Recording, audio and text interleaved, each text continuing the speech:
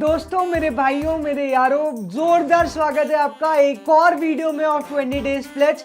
पिछले वीडियो में हम लोगों ने डिस्कस किया सिंपल इंटरेस्ट को और अब हम लोग आगे बढ़ा रहे हैं हमारी गाड़ी विद द कंपाउंड इंटरेस्ट। तो चलो शुरुआत करते हैं। म्यूजिक बजा दो यार तुम लोग।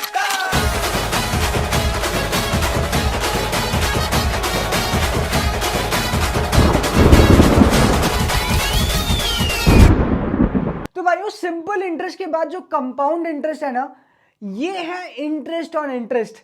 आइंस्टाइन का कहना था कि there is eighth wonder of the world और वो है कंपाउंड इंटरेस्ट, चक्रवर्ती ब्याज इसको हम लोग हिंदी में बोलते हैं। एक ऐसा इंटरेस्ट जो आपको करोड़पति बना सकता है, मिलीनियर बिलीनियर बना सकता है। ये करता है कंपाउंडिंग। देखो, मैं शॉर्ट में एक टेबल बना के तुम्हें समझाता हूँ कि कंपाउंड इंटरेस्ट का मतलब क्या होता है। तो भाइयों, मैंने दो टेबल्स बना दी है। एक बना दिया सिंपल इंटरेस्ट का टेबल और एक बना दिया कंपाउंड इंटरेस्ट का टेबल। सिंपल इंटरेस्ट के टेबल में मैंने लिखा है ईयर्स, प्रिंसिपल, इंटरेस्ट और अमाउंट।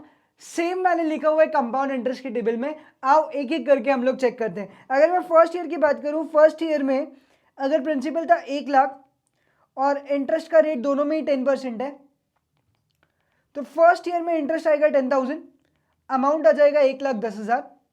सेकेंड ईयर की अगर मैं बात करूं तो प्रिंसिपल अभी भी रहने वाला है 1 लाख, थर्ड ईयर में भी प्रिंसिपल रहेगा 1 लाख और फोर्थ ईयर में भी प्रिंसिपल रहेगा 1 लाख। और मजे की बात, simple interest is constant every year, इसलिए सिंपल इंटरेस्ट भी हर एक साल सेम रहने वाला है। तो यहाँ पे सिंपल इंटरेस्ट आएगा 10,000, फिर 10,000 और फिर एक और बार आएगा 10,000। तो 4 बार सिंपल इंटरेस्ट सेम आने वाले हैं।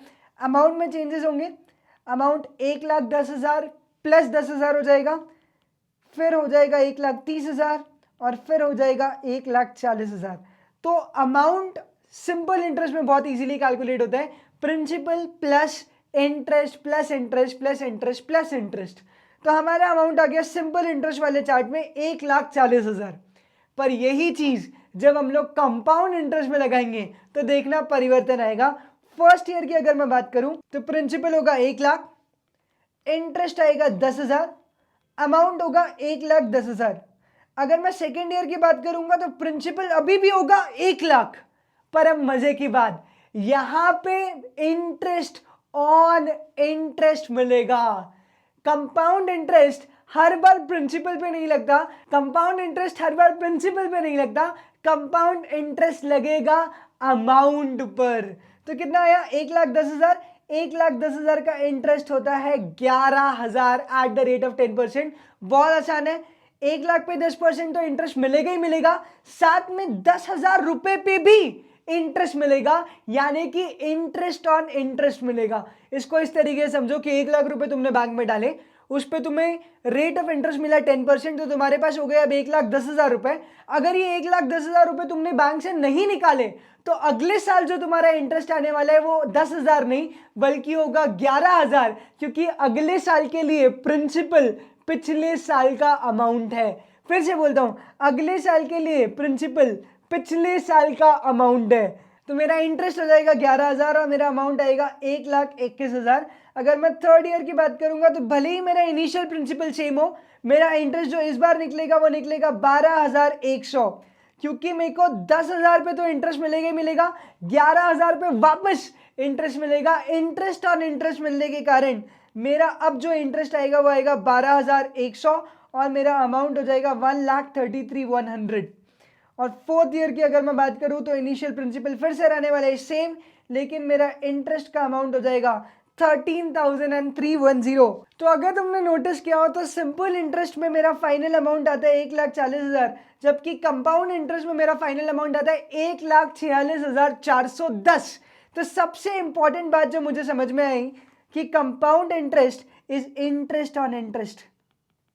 तो compound interest is interest on interest, मतलब अगर मैंने पहले साल कुछ इंटरेस्ट कमाया है तो अगले साल मुझे उस इंटरेस्ट पे भी इंटरेस्ट मिलेगा और साथ में प्रिंसिपल पे जो इंटरेस्ट मिल रहा है वो तो मिलेगा ही मिलेगा। तो compound interest is therefore the eighth wonder of the world, क्योंकि ये निकालता है इंटरेस्ट ऑन इंटरेस्ट। दूसरी बात जो मुझे समझ में आई कि मेरा कंपाउंड इंटरेस्ट हमेशा बड़ा या बराबर होगा SI के। कंपाउंड इंटरेस्ट कभी भी सिंपल इंटरेस्ट से कम नहीं होने वाला, क्योंकि कंपाउंड इंटरेस्ट तो इंटरेस्ट पे भी और इंटरेस्ट देता है। तो कंपाउंड इंटरेस्ट कभी भी कम नहीं होगा। कभी भी कम नहीं होगा सिंपल इंटरेस्ट से। तो CI is greater than equal to SI, ये दूसरा पॉइंट है। और अगर मैं तीसरे पॉइंट की बात करूं, अब तीसरा इंपॉर्टेंट पॉइंट सुनो भाइयों, फर्स्ट ईयर में सिंपल इंटरेस्ट भी 10,000 और कंपाउंड इंटरेस्ट भी 10,000। तो पहले साल पहले पीरियड के लिए सिंपल इंटरेस्ट और कंपाउंड इंटरेस्ट दोनों के दोनों होते हैं सेम। तो मैं तीसरा पॉइंट यहां पर लिख रहा हूं, for the first period CI is equal to SI। तो बहुत आसान है भाइयों, तीन इंपॉर्टेंट कॉन्सेप्ट मैंने आपको बताया। ये compound interest interest on interest है जो तुम लोगों ने देख ही लिया चार्ट में। दूसरा पॉइंट मैंने तुम्हें बताया कि कंपाउंड इंटरेस्ट हमेशा सिंपल इंटरेस्ट से बड़ा होगा या फिर बराबर होगा। और तीसरा पॉइंट मैंने तुम लोगों को बताया है कि फर्स्ट पीरियड का जब इंटरेस्ट कैलकुलेशन कर रहे हो तो CI और SI दोनों के दोनों बराबर होने वाले हैं। डिफरेंस तब आएगा जब ऑलरेडी एक बार इंटरेस्ट निकल चुका होगा, क्योंकि कंपाउंड इंटरेस्ट होगा इंटरेस्ट ऑन इंटरेस्ट, जबकि सिंपल इंटरेस्ट सिर्फ और सिर्फ लगता है प्रिंसिपल पे। तो ये तीन पॉइंट्स बहुत इंपॉर्टेंट है। और उसके बाद हम लोग लिखेंगे फॉर्मूला ऑफ कंपाउंड इंटरेस्ट। तो भाइयों कंपाउंड इंटरेस्ट का फॉर्मूला होता है अमाउंट माइनस प्रिंसिपल। यहां पे उल्टा है, यहां पे इंटरेस्ट पहले नहीं निकलेगा, पहले तुम्हें निकालना पड़ेगा अमाउंट, और उस अमाउंट में से जब तुम लोग प्रिंसिपल माइनस करोगे तो तुम्हें मिलेगा कंपाउंड इंटरेस्ट। तो अब पूरा फोकस इस बात पे है कि अमाउंट कैसे निकलेगा। तो अमाउंट का फॉर्मूला होता है P into 1 plus I to the power N। बहुत आसान सा फॉर्मूला, अमाउंट का फॉर्मूला होता है P into 1 plus I to the power N। और एक बार अमाउंट निकल गया तो तुम लोग कंपाउंड इंटरेस्ट निकाल सकते हो। ये कंपाउंड इंटरेस्ट का फॉर्मूला होता है अमाउंट माइनस प्रिंसिपल। यहां उल्टा है, SI में हम लोग पहले इंटरेस्ट निकालते थे फिर अमाउंट निकालते थे, यहां पे हम लोग सबसे पहले निकालेंगे अमाउंट और फिर निकालेंगे कंपाउंड इंटरेस्ट। देखो अमाउंट के फॉर्मूले की मैं प्रैक्टिस तुम्हें एक बार करा देता हूं। मेरा जो I होता है वो होता है R/100, हमेशा याद रखना। मेरा I होता है R/100। N मेरा होता है टाइम पीरियड, और P तुम सब लोगों को पता है इट इज प्रिंसिपल। तो अमाउंट का फॉर्मूला हो जाता है P into 1 plus I to the power N। तो अगर मैं ये 4 सालों का अमाउंट निकालूं तो कैसे निकालूंगा? अमाउंट फॉर ईयर 1, तो प्रिंसिपल था 1 लाख, रेट कितना हुआ 10%, तो 10 डिवाइडेड बाय 100 करूंगा तो आएगा 0.1, तो 1 प्लस 0.1 हो जाएगा 1.10, और इसकी पावर में आएगा 1 साल यानी कि 1 ईयर। तो मेरा जो अमाउंट आने वाला है वो आने वाला है 1,10,000। अगर सेकेंड ईयर का मैं अमाउंट निकालूंगा तो वो हो जाएगा 1 लाख इंटू 1.10 का स्क्वायर, तो मेरा जो अमाउंट आएगा वो आएगा 1,21,000। अगर थर्ड ईयर का मैं अमाउंट निकालूं so that is 1 lakh into 1.10 का क्यूब, तो मेरा जो अमाउंट आएगा वो आएगा 1,33,100। तो बहुत आसान है, जो भी रेट दिया हो उससे फैक्टर बना लो। मेरा फैक्टर क्या होता है 1 plus R/100 to the power N। जैसे अगर तुम्हें दे रखा है रेट इज 8%, तो तुम्हारा फैक्टर क्या होगा 1.08 टू द पावर N। अगर तुम्हें दे रखा है रेट है 9% फॉर 3 इयर्स, तो तुम्हारा फैक्टर क्या बनेगा 1.09 टू द पावर 3। और अल्टीमेटली जब एक बार फैक्टर बन जाए तो उसको मल्टीप्लाई कर देना विद द प्रिंसिपल, तो तुम्हें मिल जाएगा अमाउंट। और जब तुम इस अमाउंट में से प्रिंसिपल को माइनस कर दोगे तो तुम्हें मिल जाएगा कंपाउंड इंटरेस्ट। तो इस टेबल में तुम्हारा जो कंपाउंड इंटरेस्ट आने वाला है टोटल, वो कंपाउंड इंटरेस्ट आने वाले 46410, अमाउंट माइनस प्रिंसिपल। और यहां पे तुम्हारा SI जो आने वाला है वो आने वाला है 40,000। तो कुल मिलाकर मैंने छोटी छोटी चीजें तुम्हें बताई है अभी। पहली चीज जो मैंने तुम्हें बताई कि कंपाउंड इंटरेस्ट है भाइयों interest on interest. Compound interest simple interest से हमेशा बड़ा होता है या फिर बराबर होता है। तीसरी बात मैंने तुम्हें बताई कि पहले पीरियड के लिए कंपाउंड इंटरेस्ट और सिंपल इंटरेस्ट हमेशा सेम होते हैं। कंपाउंड इंटरेस्ट का फॉर्मूला होता है amount is equal to P into factor. Compound interest का फॉर्मूला होता है अमाउंट माइनस प्रिंसिपल, और अमाउंट निकलता है P इंटू फैक्टर। हमारा फैक्टर क्या है 1 plus rate by 100 to the power N। Simple formula है, इसको याद रखना है, सारे क्वेश्चंस बनेंगे। अब कुछ बेसिक क्वेश्चंस करते हैं कंपाउंड इंटरेस्ट के। तो भाइयों ये क्वेश्चन देखो, compound interest on certain sum at the rate of 5% for 1 year is 25.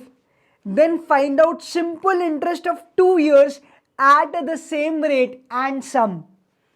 तो याद करो, मैंने तुम्हें प्रॉपर्टी चीख चीख कर चिल्ला चिल्ला कर बताई है कि फर्स्ट ईयर के लिए SI हमेशा बराबर होता है CI के। तो बहुत सारे बच्चे इस क्वेश्चन में कंफ्यूज हो जाएंगे कि यार 25 कंपाउंड इंटरेस्ट का दे रखा है, हम लोग सिंपल इंटरेस्ट कैसे निकालेंगे। तो डायरेक्ट क्वेश्चन था ये, अगर फर्स्ट ईयर के लिए कंपाउंड इंटरेस्ट 25 है तो सिंपल इंटरेस्ट भी फर्स्ट ईयर के लिए 25 ही होगा। और अगर तुम्हें निकालना है 2 साल के लिए सिंपल इंटरेस्ट, तो फर्स्ट ईयर का अगर सिंपल इंटरेस्ट 25 है तो सिंपल इंटरेस्ट 2 साल का हो जाएगा 50 मेरे भाई, क्योंकि सेकेंड ईयर का सिंपल इंटरेस्ट भी होने वाला है 25, क्योंकि SI is constant for every year. तो मेरा टोटल सिंपल इंटरेस्ट हो गया फॉर 2 years ₹50।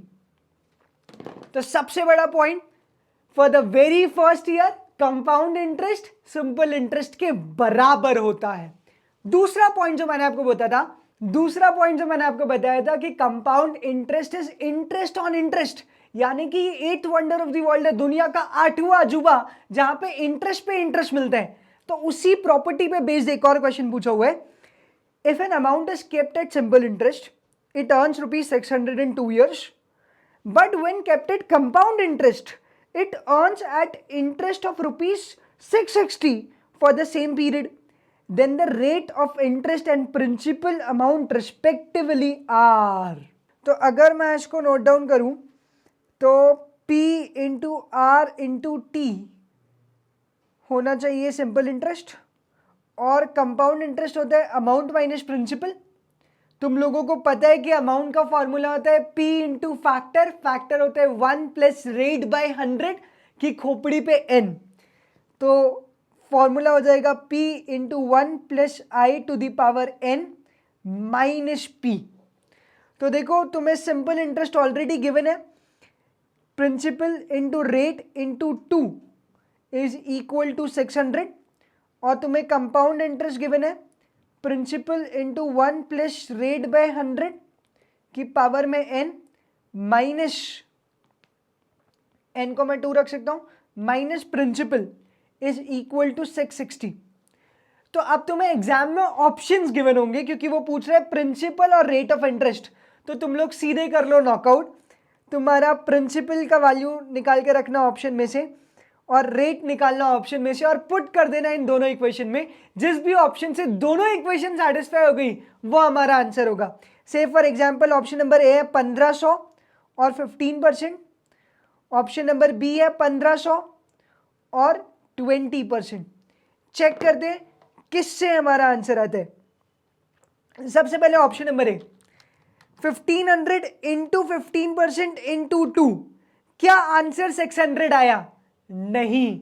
तो P into R into T करने पे आंसर 600 नहीं आ रहा है, इट इज 450। तो ऑप्शन नंबर ए हमारा आंसर हो ही नहीं सकता। अब स्टार्ट करते हैं विथ ऑप्शन नंबर बी।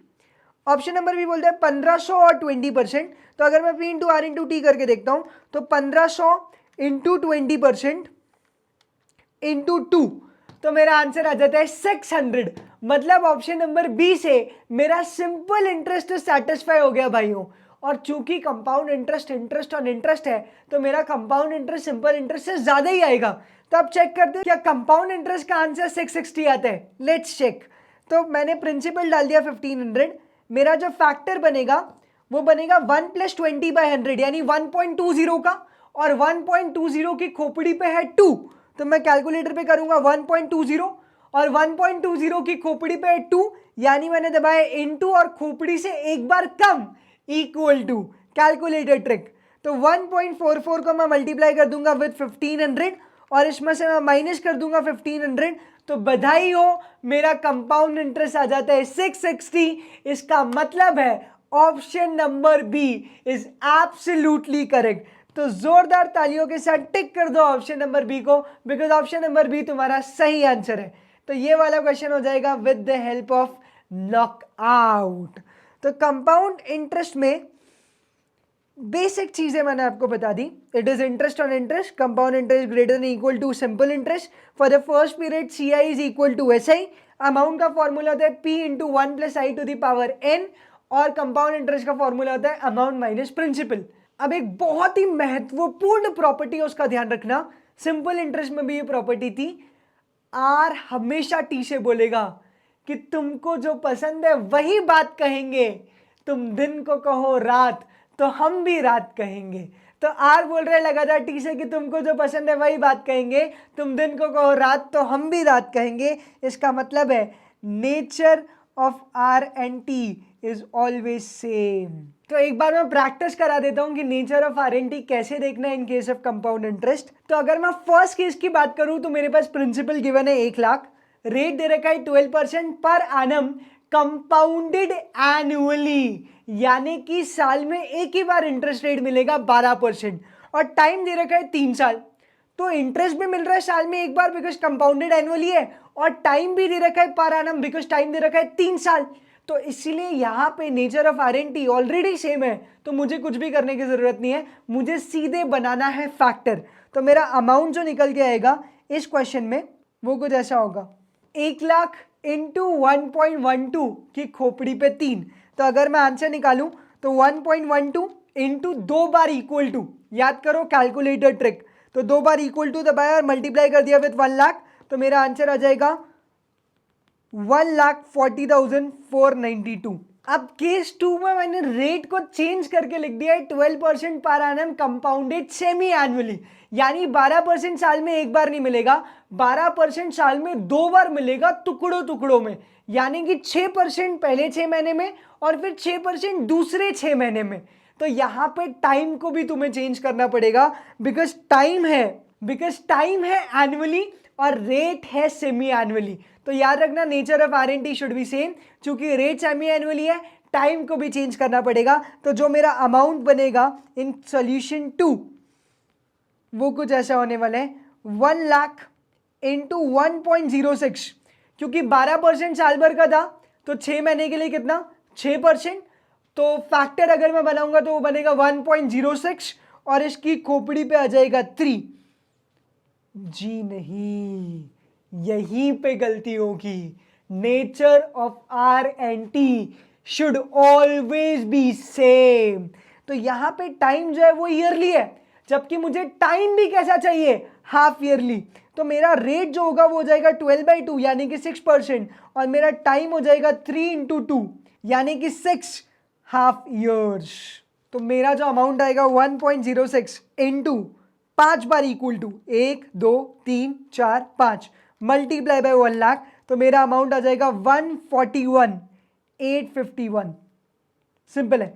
वैसे ही अगर इस बार मैंने दिया रेट 12% कंपाउंडेड क्वार्टरली, यानी कि रेट साल में 4 बार मिलेगा, तो टाइम को भी मुझे क्वार्टर्स में चेंज करना पड़ेगा क्योंकि टाइम मेरा अभी भी दे रखा है पर एनम. तो अब जब मैं केस 3 का सॉल्यूशन करूंगा तो उस सॉल्यूशन में मेरा रेट हो जाएगा 12% डिवाइडेड बाय 4 यानी कि 3% पर क्वार्टर. मेरा टाइम होने वाला है 3 इंटू 4, क्योंकि एक साल में 4 क्वार्टर्स होते हैं, तो 3 साल में कितने क्वार्टर्स आएंगे 12 यानी कि 12 क्वार्टर्स. और फाइनली मेरा अमाउंट आएगा 1 लाख इंटू 1.03 की खोपड़ी पे 12. सिंपल. तो करो कैलकुलेट. 1.03 इंटू 11 बार इक्वल टू दबाएंगे, 1 2 3 4 5 6 7 8 9 10 11. इसको मल्टीप्लाई कर दो विथ 1 लाख, तो तुम्हारा अमाउंट आ जाएगा 1,42,576. तो अगर तुमने एक चीज ऑब्जर्व करी हो तो जैसे जैसे हम लोग कंपाउंडिंग बढ़ाते जा रहे हैं, यानी कि अगर एक बार कंपाउंडिंग हो तो अमाउंट कम आता है, अगर 2 बार कंपाउंडिंग हो साल में यानी सेमी एनुअली कंपाउंडिंग हो तो अमाउंट और ज्यादा आता है, अगर क्वार्टरली कंपाउंडिंग हो यानी 4 बार कंपाउंडिंग हो इन ईयर तो अमाउंट और ज्यादा आता है. तो जैसे जैसे तुम लोग कंपाउंडिंग बढ़ाओगे वैसे वैसे तुम्हारा अमाउंट भी बढ़ता चले जाएगा. तो याद रखना nature of R and T should always be same. Question में चेक कर लेना कहीं ऐसा तो नहीं है कि R दे रखा है कंपाउंडेड मंथली और टाइम दे रखा है 3 इयर्स और तुम लोग खोपड़ी पे 3 रख रहे हो. जबकि तुम्हें खोपड़ी पे रखना चाहिए 3 into 12 यानी कि 36, क्योंकि कंपाउंडेड मंथली दे रखा है विद आर। तो जो आर का नेचर होगा वही टाइम का नेचर होगा। कीप दैट इन माइंड, इस बात का ध्यान रखना भाइयों। तो इतनी सारी प्रॉपर्टीज मैं तुम्हें बता चुका हूं। एक अंतिम प्रॉपर्टी और बची हुई कंपाउंड इंटरेस्ट की, बहुत ही इंपॉर्टेंट है। फिर मैं तुम्हें 2 जादुई फॉर्मूले भी देने वाला हूं इन द कंपाउंड इंटरेस्ट, पर उसके लिए इंतजार करना पड़ेगा टिल द नेक्स्ट वीडियो। तब तक के लिए bye bye, take care and keep smiling.